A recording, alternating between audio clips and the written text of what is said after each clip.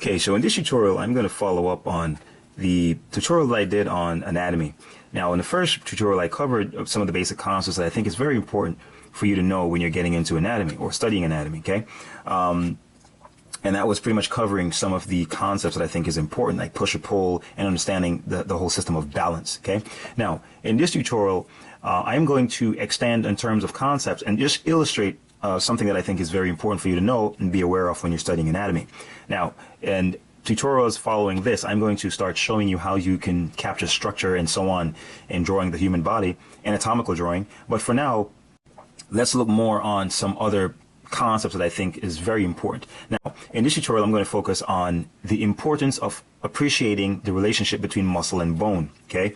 Now, it's very, very, very important that you be aware of this because, as I had mentioned, I believe the most important thing for you to be aware of with anatomy, or you should start with, is to have an understanding of the bones, okay? You should have some understanding of, the major bones of the body and have a general sense of the proportions, okay? Like, for example, you should have an idea of the relationship between the torso or the rib cage and the pelvis, okay? So I'm just sketching out here just a general shape. And also, when you want to think of the overall shape for the rib cage, you think of a flattened egg. Okay, it's like an egg that's a little bit flattened. It's not completely as rounded as an egg would be. Okay, now as far as the pelvis, you can think of like a butterfly, like I would say a shape like this. All right, I think that's the general idea to, a nice little general shape to think of when you're drawing the pelvis. Okay, this is pretty much, you don't need to know specifically all the little intricate shapes and so on, but I think this is a nice general shape to start with because this is pretty much the form that it takes. Now, in terms of what I mean in terms of bone and muscle, now, good thing is that's why, for example, most people, when they study the proportion of the body, right, they learn the landmarks based on bone. Why? Because the bones do not move. Bones do not change shape.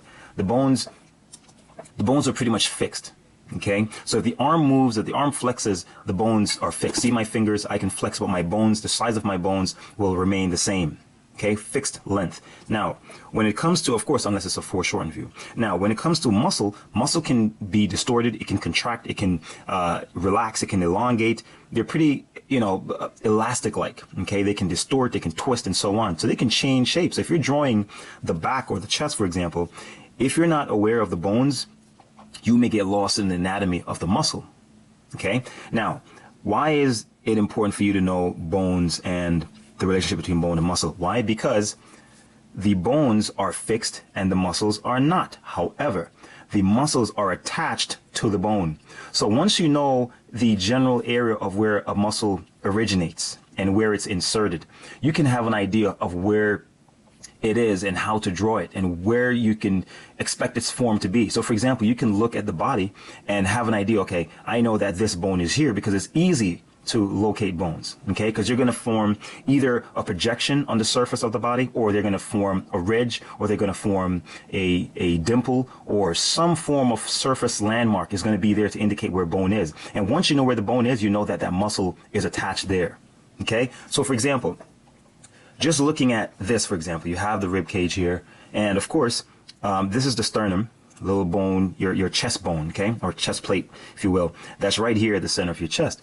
Now, it's at the center of the rib cage, okay? Now, the neck, see, this is the ring of the rib cage, and the neck pretty much projects right out of this, just like that. So just by knowing this, I can have an idea of how to locate the neck. And notice that in the front view, this is tilted forward. In other words, it's like, in terms of, let's just look at it in a side view. Okay, it's like this is like this.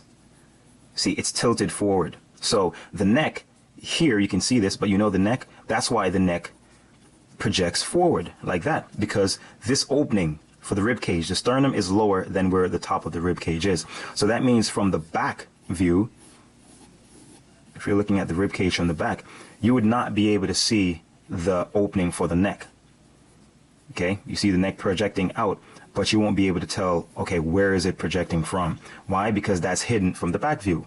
Now, that alone gives you an idea of how to think of the neck already, okay? So you won't make the mistake of drawing the neck vertically, you know, going upwards. Now, in terms of putting in the muscle, I know, for example, that the chest muscle, the pectoralis it's called, originates in, attached to the sides of the rib cage or the sternum right here. So this is going out from here like that. See, by having a sense of where this is, you can already be able to locate where the chest is. Now, the interesting thing is, it does not necessarily cover all of the sternum. There's a little part that's not covered by the chest. And if you feel your chest, you'll also feel that area. So here we have the rib cage. We're seeing the sternum and the little opening for the neck here. Okay, this is where actually the first ring or rib is. So all the ribs are coming from or stemming from the sternum. Like that. It's like they're flaring out. Okay. Now, and again, I'm just illustrating here the importance of understanding bones and muscle relationship. If you try to understand the bones and understand where the muscles insert, or where they start from and where they end, it's easier to draw the figure. So for example, I know that the upper arm, the bone from the upper arm is right here. So we have the little clavicle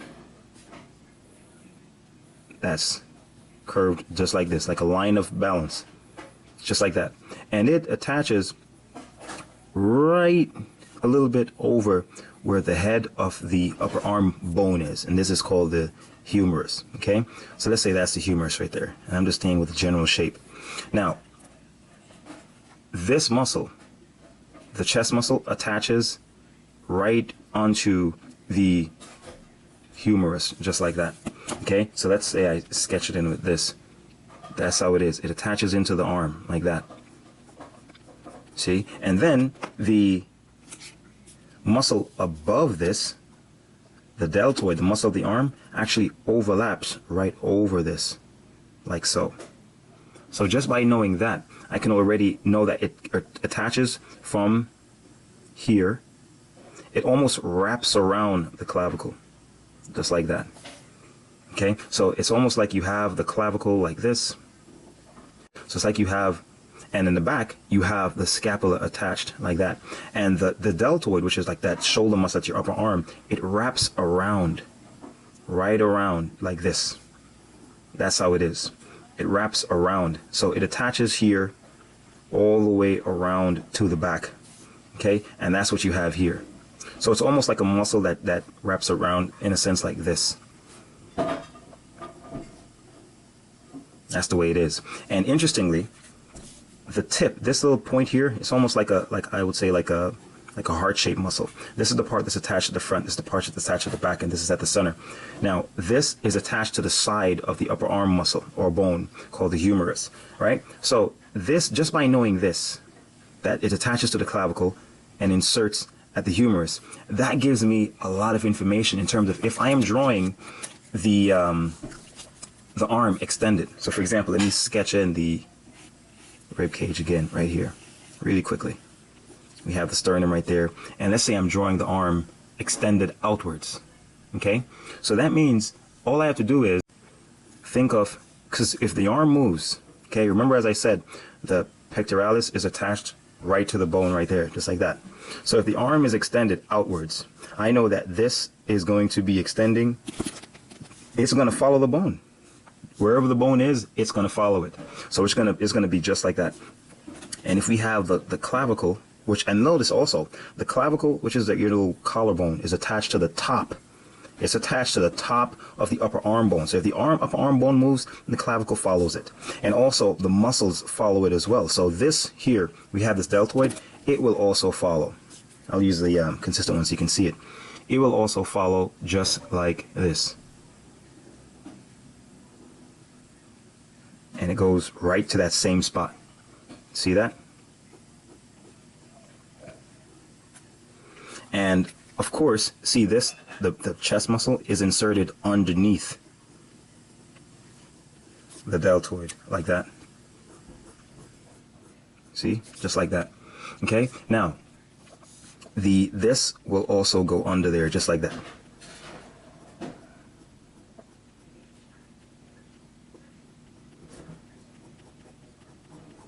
just like that.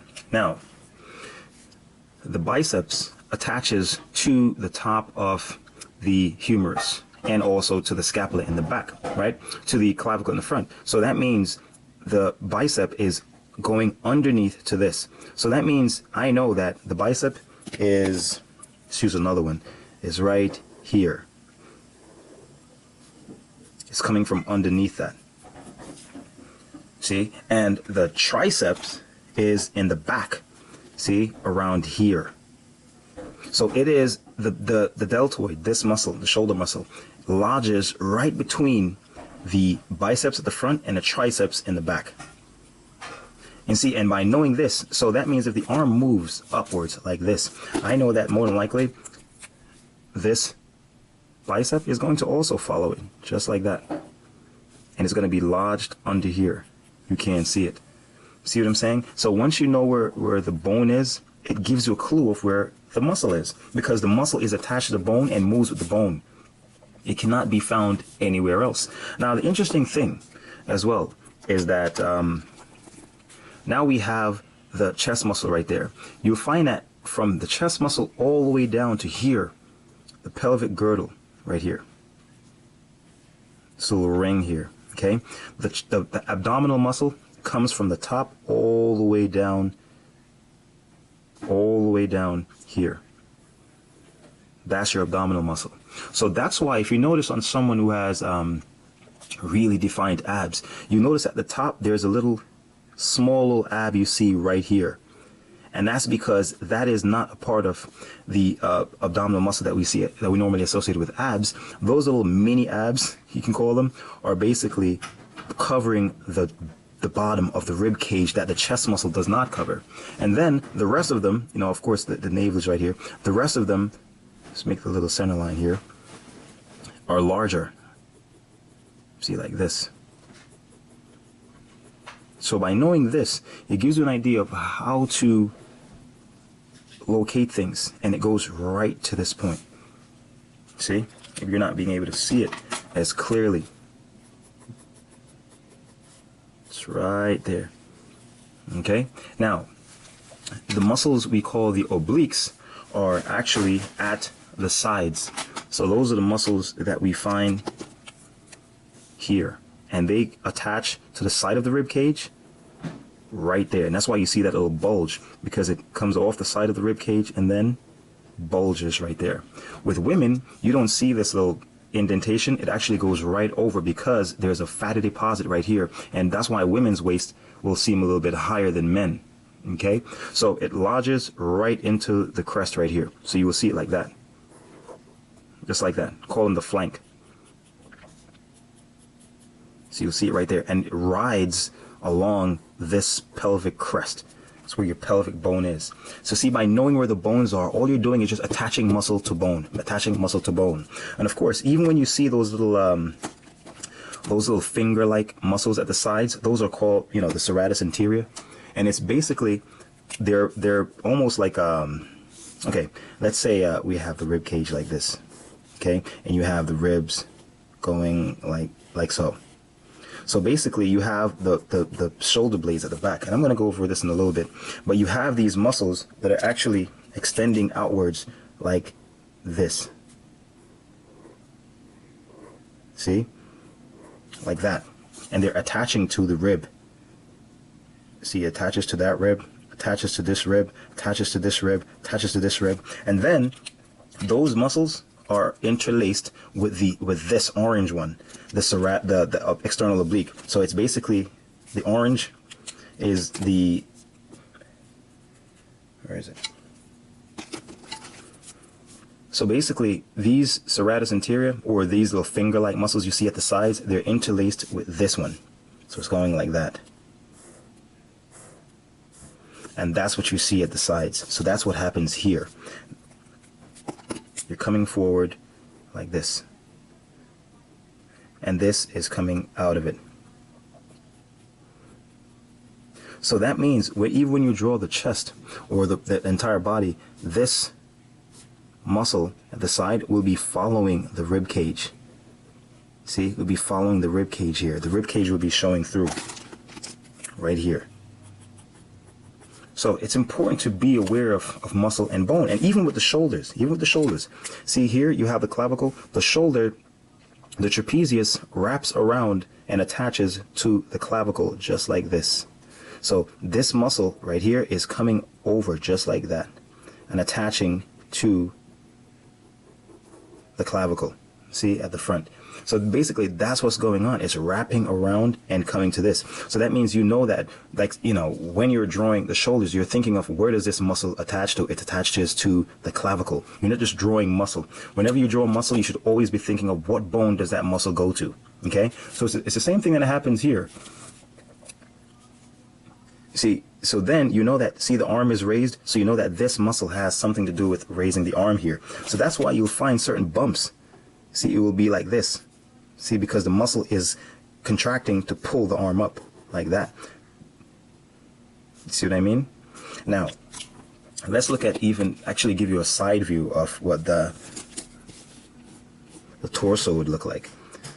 So you have this straight line here because that's the chest bone, right? The sternum. And you have the little, actually I'll do it right here so I get a better view.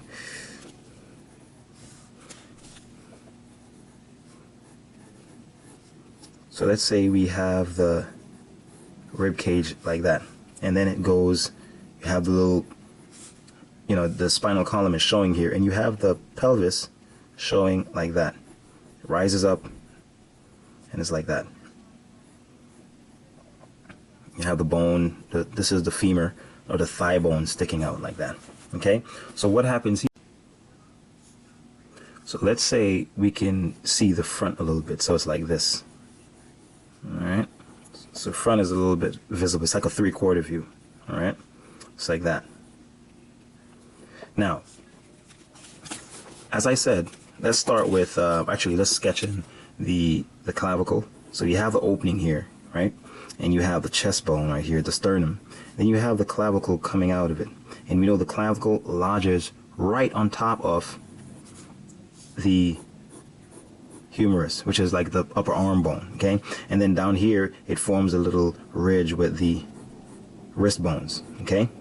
Now, just to show you how easily the muscles are attached to the bones in terms of how you can draw them. Let's say I'm going to draw the chest muscle first, the pectoralis, right? The pectoralis, I know, attaches from close to the bottom of the sternum, and it goes under it folds under itself towards the humerus, just like that. See? And from here, it attaches just like that. So all of this, that's the chest muscle. It rides along the clavicle like that and lodges right onto the outside of the humerus, just like that. So of course the other one is going to be showing just like that. See? So you have that little space in between your chest right there. Now, let's attach this one, the rectus abdominis. So this is like the ab muscle, okay? So see, you have the little rib cage here. It's going to ride over. It's going to ride right over the rib cage, just like that. And then it's going to go down, all the way down to here. It's going to ride all the way down. And all of this, you see this as abs. Okay, so it's like you see the center line. Little navel will be right here, because I usually think of the navel ending towards close to the end or the top of the iliac crest or the pelvic girdle. Okay, so you see all these little clues I draw from thinking about bones. See, it's like that. Have your little abs there, right? And outside of that, you can still see the rib cage outside like that. Now, which one? Okay, now, as I said, the deltoid folds over that, okay? So then we're going to have the deltoid curving. So now we're going to have the deltoid curving from here, and it goes over like that. And as I said, it wraps around. So you're going to have a part of it here, and you're going to have a part of it around the back, just like that. See, and it attaches to the outside, just like that. Right here, and we know the bicep is inside and the tricep is on the outside. So it's you know, it makes you're able to visualize where these muscles are. Now, the muscle of the back, and I'm going to sketch the back in a little bit. The muscle of the back, which is the latissimus dorsi, the big muscle of the back, it swings right under. So you can sometimes see it from the front, just a little bit of it like this, because it's swinging under. And I'm going to show you a view in a little bit how it actually looks in the back. Right? Now, as I said, I was pointing out these little finger muscles that you see. They're right here, and they generally form like a little arc, just like this. You know, they're aligned at a little arc, just like that. See? And then, all of the side is the external obliques. Okay? And these are the muscles that form, see, they follow the rib cage and then go out and in. See that? So they ride this little crest here. It's called the iliac crest. They ride that just like that. See? And sometimes you can see the rib cage showing through. It's like there. All right? Of course, you'll see the rib cage showing all the arc of the rib cage showing all the way around, just like that. And that's, you see, you're following it. And as I said, even here, let's just put in this part of the thigh. So right here you have the butt. So if I were to sketch out the butt, or the hip area, right? So the butt is like this, and then it goes like that. And then you have this in the front, and it goes like that. Now what's happening here? What's happening there is you have two muscles. The butt muscle, the gluteus maximus, the larger one, because you have two. One starts at the top, just like this. And it attaches to the top of this hip bone, the greater trochanter, okay? And then you have the other one, the larger gluteus maximus, attached right here. And this is the gluteus medius right here.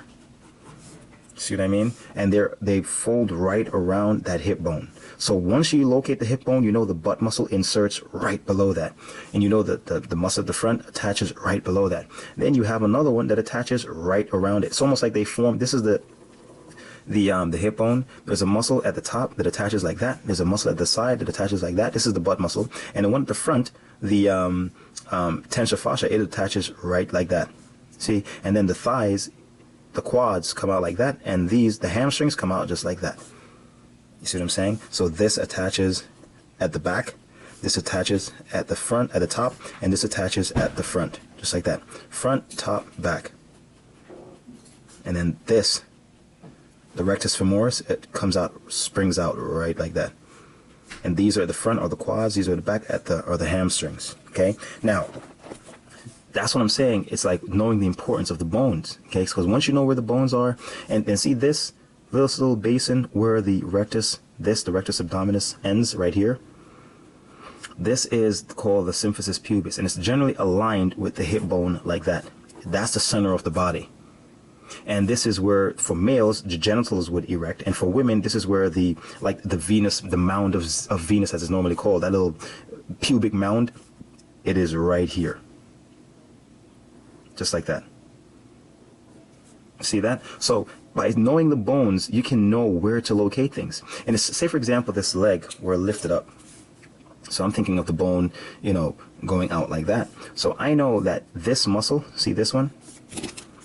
That goes to the front, this one, that goes to the front, it will be like this, and then this one, which is the rectus abdominis right here, the rectus femoris, and rectus pretty much means rectus femoris, erecting the femur. See, it's raising the femur, so it raises the leg up like so. You see what I'm saying? That's pretty much what it's doing. See that? That's pretty much what it's doing. It's raising the leg up. So that's why this will bulge whenever your leg is raised like that. If your leg is folded back, these are going to be active and are going to bulge. See what I'm saying? So by knowing where bones are, you can locate where muscle is pretty easily. Now, let's take a look at the back. Let's sketch a little rib cage here. All right, so let's say that's our rib cage. And let's put a center line down the middle, like that. Okay? And now we have that center line, and we have our little pelvis, like that. Okay? Now, at the top right here, let's say the little ring of the neck that the neck emerges from, the ring of the first rib cage is the ring of the first rib. Let's say the neck emerges out of it like that. So that gives us an idea of how to see things, right? Now, the two shoulder blades are like, just for simplicity's sake, you can think of them like that. Okay, like little triangles. Okay, now they're a little bit more complicated, yes, because there's a rib, there's a spine, there's a part at the top like that. It's hidden by muscle though, and there's a spine like that, and then there's a little nudge at the top like that, and then it goes like this. So this is a more accurate look of what the shape's like, because this little nudge merges where the humerus merges, okay? And the top of the spine goes above the humerus like that, and the front of the clavicle here matches with this. So that's what forms the shoulder girdle. It's like a little, when you think of the word girdle, you think of a circle. It's like if you're looking from up top down, this is what it looks like. This is this, see? And at the front you'd have this. See, like you have that little clavicle, and they meet right below that, which is the shoulder bone. See what I'm saying? So they form a little ring, and this ring is called the shoulder girdle. Same way like the pelvic girdle is a ring that the entire abdomen sits into. Okay? Now, so let's say we have, and generally it's like a half head away from each other, right? They're a little bit closer to the top. And these are things you can figure out with, you know, knowing a little bit of proportion. Okay? But the more you practice, after a while, you won't have to try to remember these anymore. You'll just remember it by second nature. So that's pretty much just by knowing this. See this little thing? I know the rib cage. I know the scapula. I know, you know, this is the ring where the head, the neck projects from. This is the rib cage. And notice, as I said, you can just think of a butterfly shape to remember what the pelvis is like. And then the bone projects outwards like that. Projects outward like that. Okay? Now, let's start drawing the muscles. Now, the first muscle, and perhaps the largest one to be aware of, is the latissimus dorsi, and that's like the big muscle at the back, okay? The largest muscle at the back. Now, actually, let me sketch in a little shoulder bone here, the little arm bone. This is the humerus, okay? All right, and let's say it's like that. Now, just by knowing this gives me a big head start, because just by knowing these bones, I know where to attach muscle, okay? For example, I know that just like at the front, the deltoid, see the deltoid attaches to the scapula, the clavicle here, and it wraps around to the front, to the back. This is the front view, wraps around to the back. And where in the back does it go to? It goes all the way in the back to here. Okay, so basically the scapula attaches, the deltoid attaches to the shoulder blade or the scapula, and this also goes around to this. So as I said, it wraps around like that. There it is. Okay, now this shoulder blade here, this is it, the shoulder blade. The shoulder muscle that attaches to it is the trapezius. And the trapezius attaches to, see the deltoid attaches at the bottom, at the top, the trapezius attaches at the top like that. So it attaches here. See that? And it cuts across it and goes all the way down here. See, actually, when you think of the, you know, the shape trapezius, that's what it shapes like a trapezoid. See? And that's pretty much what it is. This attaches to the back of the head. So this is the head here. When you feel that those two, you know, bones at the back of your head right here, that's pretty much what the trapezius goes into right there. See that? So that's the trapezius. It attaches to the top of the scapula or the shoulder blade. See, all the muscles continue into each other in a sense, you know, and then it goes across to here. And of course, it repeats on this side as well. See, same thing happens on this side, okay? Now, so those are the two top muscles at the back. You have the trapezius, you have the deltoid, and they're all attached to bone. This is attaches to the skull, this attaches to the top of the scapula, and at the front it attaches to the clavicle, just like right here, and then it attaches to the center of the vertebral column, or the backbone, right here, okay? Now, the big guy, the latissimus dorsi, connects from here and wraps around the bottom of the scapula, just like that. See, and it wraps right under the deltoid. See, but the thing is, you also have the triceps that come outside like that. See? Because they're at the back here in orange. Now here they are, and there are three of them, three heads really. That's why they call it triceps. These are the two larger heads, that are generally showing, and then there's a other one that's inside that you don't really see that well. And where does the tricep go to? The tricep goes all the way to the back of the arm and attaches to the ulna, which is the large bone that forms the elbow. Okay, so it attaches to the back of this, and that's why it pulls the arm straightened, because it's pulling this muscle back. See that? Now, as I said, the latissimus dorsi, this big guy here, attaches under there, and it swings out just like this, and it follows the rib cage, follows it, and it attaches right down here just like this. So all of this is pretty much it. Of course, you know, what I'm discussing here are all superficial muscles, okay? These are the muscles that you're seeing on the surface, and affects most generally affects the surface forms that you observe, okay? And now at the side here, what you see is the external oblique, this guy. And as I said, it bulges, it follows the rib cage, and then it bulges out, and then goes right back in and lodges right into the crest of the pelvis. That's why you see that little triangle sometimes. Well, the three dimples, they are formed from the crest of the pelvis, and also where the tail of the pelvis just dips right into the gluteal crease. That's pretty much what's going on. See, so the point I'm making is, once you know where the bones are, you can locate the muscle, because the muscle must attach to that place.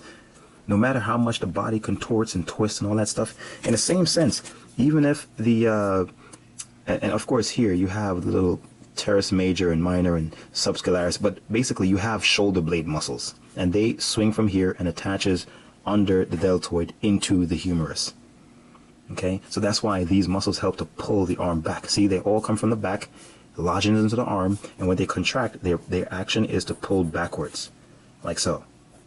All right, so understanding where the bones are, it makes drawing the muscles really easy, because all you're doing are connecting dots. Oh, here's the back, the scapula, or here's the shoulder blade. Then I know that the trapezius, or the shoulder muscle, attaches right here. I know that the deltoid attaches right here. You know, so you look for cues, and where you see dimples and so on, you know that, okay, that's what that muscle is right there, and that muscle is right there, and so on.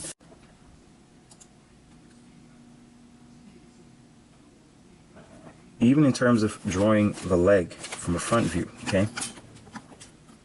If you're drawing the leg, you know, as I said, you think of this little butterfly. As I said, I always start with a little butterfly for the pelvis, all right? It's like that. And then, of course, it's like this.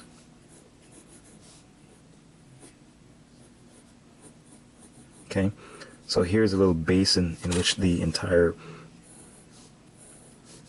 abdomen sits, okay, right here. Now, the legs, the thighs, okay, let's put out the little thigh bone. So this is the femur here, okay? Have a little ball here, and then, you know, it angles inwards, okay? Now, let's say this is it. It forms like so, okay? It forms a little thing like that. Now, the knee bone, or the patella, is right on top of it, the femur, like that.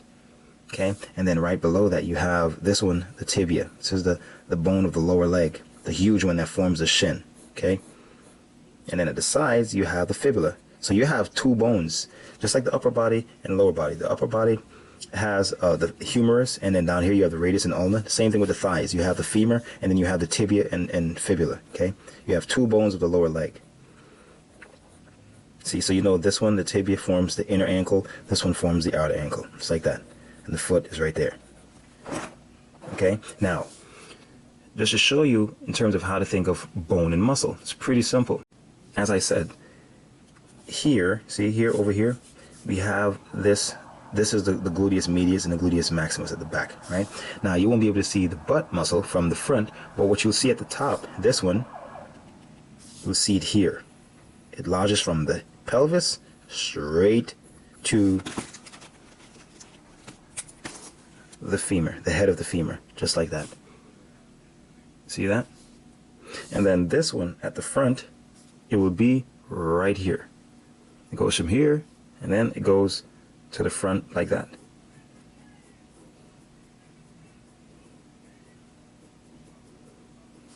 See? So you have the, you have a little bulge there. Now, the sartorius, which is the little winding muscle you have, it lodges right from here, and it lodges around. See, this is what makes the knee. It lodges right around this to the tibia down there. So if you notice, muscles always tend to go from one bone to another. You rarely see, well, perhaps you'll never see major functional muscles unless they're just for stability's sake. But muscles always go from one bone to another because they help movement. Okay, so it swings right around like that. Now, what happens is, in this little space in the middle, that's where you have the adductor muscles, right in here. So this is like where you do your, when you're stretching, these muscles are very important. These are the adductor muscles. These help to keep your legs together. And when you see like people in the gym doing the muscle exercises where they're pulling their legs together, these are the muscles that they're working. Okay, and that's on the inside of the thigh right here. And if you look at yourself, you'll see that there's a little dip here, just like that. That's separating the adductor muscles from the sartorius, like that. See, and the sartorius comes all the way around these two major bones and goes and lodges down here. See that? Lodges right into the tibia. Now, all the muscles here are quads, and there are three of them. This one at the side, one in the middle, and one to the outside. Medialis, lateralis, and rectus femoris. So one at the front. Now, this is the sartorius going around like that. Right? Then you have one on the outside lodges into the top, right above the kneecap. Okay? And then you have this one that lodges right at the center, like that. And then you have the other one that goes out like that. See, so the point I'm making is, if you know where the bones are, you cannot draw a muscle that will pass the kneecap. And I've seen that many times in drawings, like there's no muscle there. And how can the thigh muscle pass the kneecap? That's impossible because it's lodged into the kneecap, which is lodged into the tibia. See what I'm saying? So that's why when you look at your thighs, you'll see this little bulge here, because that's where the muscles end and the tendon begins and lodges into this. Now, all the muscles that are at the side lodges into here, down here, the fibula. See what I'm saying? And then from here, you know that the soleus, or the gastrocnemius, the calf muscle, will be showing from the front like this. And also out here. See what I'm saying? So once you know where bone is, you can locate muscle. It's pretty easy to think of. Okay, but it helps a long way to remember. Always try to remember bone first and muscle after. Bone first and muscle after. It's the same thing that happens, even in the back view. Like, you have the little, as I always start with, a little butterfly like that. Have the little thigh muscle projecting out. It ends right there, and you have this one, the tibia. Now, the calf muscle attaches to the top. See, so it goes like this. Let me use a colored ink. It actually goes from the top down, like that. So it's like two heads. It lodges like that. And of course, you have the soleus right behind it. But the point is, you have the ankles and da-da-da. But it lodges up to the top bone, the femur. That's why the leg bends. Okay? And these muscles, this is the butt muscle now. Okay? As I said, just like right here, it lodges from here. This is the gluteal crease. And it goes out right like that. See? It lodges right under this. See? So it would be here. See? It always goes to the same place. And it follows this.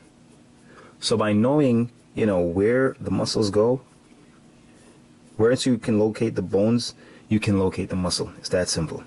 Here's the medius attaching at the top. It's like that. See? And it attaches to the femur right here. They latch around the hip bone. That's what keeps it stabilized. Okay? And then these muscles on the outside, they form the outside of the thigh. But of course they go along the leg. and they attach to the fibula at the side. So, you know, I know it may sound, you know, really technical and all that stuff, but the point is you have to think of, well, I think it's good and it's best to think of bones first and muscle after, because once you can locate the bone, you can locate the muscle, and it makes it a lot easier for you to study. You know, people always ask me, when you're studying anatomy, what do you start with? Well, you start with bones first. If you know bones, you will know muscle. Okay, it's like even here. Okay, if the arm is to move upwards, you know, basically the scapula, say this is it. Or let's even start with this. Let's say this is my trapezius, okay? And it goes up like that. And let's just say the arm is going to move upwards. So this is one scapula, like this. The other scapula, if the arm moves up, is going to move like that. See, the bone stays the same. But the thing is, now I know that the scapula will move, and as a result, the trapezius will now bulge up a little bit, like that. See, it's following this bone. Now, as it follows that bone, now I know that my deltoid is going to also go up. Just like, see right here? It's going to go up like that. And like that. And it's going to lodge right into that bone. You see? Now, of course, you're also going to have, here you have the latissimus, the big, huge muscle at the back. It's also going to follow that. See, it wraps around the tail here. It's going to wrap around just like that. Like that. And it's going to go right down to where the crest is. See? And you're going to have the rib cage showing, and like that. See, so once you know that, you know where things go. You know what I mean? And of course, as I said, you're also going to have the triceps from the back just like that. See what I mean? Two heads, that's showing. Okay? And it goes right to the back of the arm. Okay? That's the elbow right there. And of course, you're going to have on the front, you're going to have a bicep showing around here. See what I mean? And then you're going to have another muscle that's coming from here, out like that. And then you have the arm going out. See what I mean? So, you know, once you can determine where bone is, you know muscle is attached to where, and so on and so forth. And that's the key thing when you're trying to learn anatomy. Learn the bones first, and the muscle will just reveal itself, because that's where it has to be. It has to be at that place. It can't be anywhere else. You see what I'm saying? Even here, let's look at it in a side view. So in a side view, you have this is the head, right? That's the head. Now, you have the trapezius lodging into the back of the head, and it lodges right into the front, just like that. Okay? And it follows the arm. So here you have the arm like this, forming that little heart shape. Then you have the tricep, bicep in the front, tricep in the back. And then this, you have the shoulder blade right here, and you know that this follows, see, just like right here, and right here, see, it goes over the back of the scapula. And here, this muscle coming out like that will be the latissimus dorsi. That's the big muscle of the back. And right here, this is the sternocleidomastoid. This is basically the twister muscle that helps us spin your head. And it lodges right into this place, like right here. See? So that's what's happening. And then right here, you have the chest muscle. See, so all I'm doing is just, once I can locate bone, I can locate muscle. I think bone first and muscle after. Bone first and muscle after. Once you can locate bone, you can locate muscle, and that's it. And you know, from there, then you start thinking about, okay, volume and structure, which is what I'm going to go through in my next tutorial. But for now, I want you to still get the understanding that understand bone first, and then you get the understanding of muscle, the function, and also where they're located. Muscle must follow bone. Must. Okay? And the good thing is, bones are fixed. Bones don't twist and distort and stretch, elongate and contract and so on. They stay the same. Muscles contract and distort and twist and so on. But the good thing is, we have bones as our basis, and then muscles fall right into that. So that's the key thing to remember. Okay?